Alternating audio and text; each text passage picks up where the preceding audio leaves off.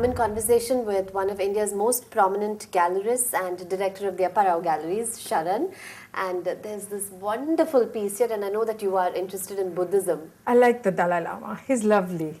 He's lovely. Have and you met he's him? so, yes, I met him many times actually. I recently attended a 3-day teaching workshop in Delhi, and he was just so delightful. What a humane person. Yeah. But belongs to another age, not in this aggressive world we live in. And who's this artist, Sharan? This is George. George K is a businessman George K, turned, yes. he's a chartered accountant turned artist. And I call him a young artist because he's relatively new for us. And both the sculpture and the painting are his. And I work with a lot of young artists, and that's a part of my work that I really enjoy, because I think I can bring to them a lot of the stuff that I've seen and the experience I've had, and I'm happy to share it with them. And kind of, I think my role that I have defined for myself is that of an incubator, and I think I enjoy that, and that's why the young artists make more sense and more fun, because also it's interesting to do different things.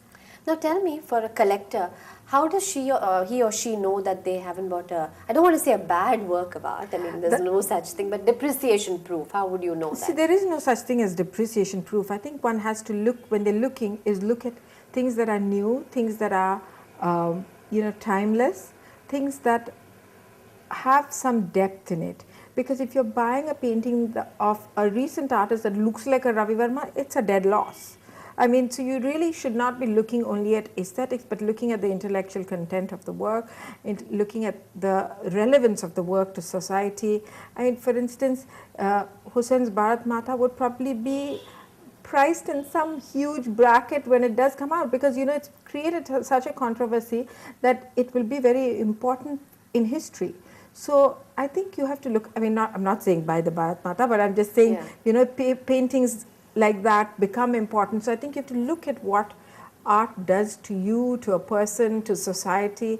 And I think those are the kind of artists to buy. Those are recession proof, by the way, and those are depreciation proof that you're calling depreciation. But I think those are more collectible because they have to be a talking point. No, but so do you say that the way things have shaped up, I mean, in the current climate, it's no longer art for art's sake? Do you think people buy more? No. It is art for art's sake. A lot of people do trade in it, and a lot of people think like shares they can buy and sell, but people are not so knowledgeable. So it's not a good idea to go into art for an investment sake only. I think art should always be for art's sake. One should collect art that they love. One should collect art that means something to them, and incidentally it will become an investment, and then you can be happy about it. But it's not like you can't buy art and put in a vault. All that is all stupid. No. You've traveled all around the world.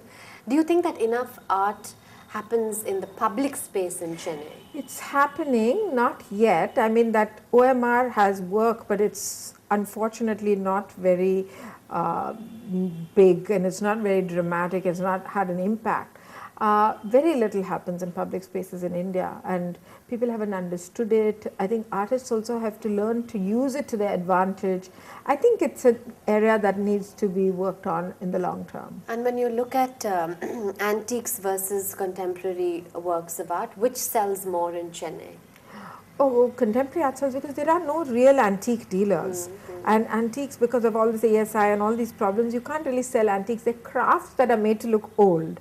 See, that's also done by an artist, but it doesn't have the intellectual content. That's why that's not not considered highbrow. It's only made as a repetitive thing. It's when you put a soul into it and put a life into it, or if the craftsman goes away from the normal norm and does something dramatic. I mean, it's the same like a sari weaver. You can buy a Kanjivaram sari, but the moment some designer puts some intellectual content and uses a Miro thing with the weave, and it becomes a designer piece, and you're adding value to it. So I think you have to look at that value addition, which is something different from craft, and which I think really makes art also worthwhile, because that's what is new and that's what is exciting. Sharan, I must applaud and I must congratulate you for the wonderful work that you're doing in the gallery. Sharan organizes the most interesting lectures, film screenings and all of that at the Apparao Galleries on Wallace Garden Road. Art education, something that we Yes. that's the need of the hour really. Yes, we have an educational platform and we're very happy to welcome you there. So the program might come to an end, but Sharan is here. She's a very important part of Chennai. She's done so much for art in Chennai and India and the world over. So come and listen to her, to the talks that she organizes. Please, please come. You Please, should. yes. Thanks Thank you. for joining us. Thanks so much.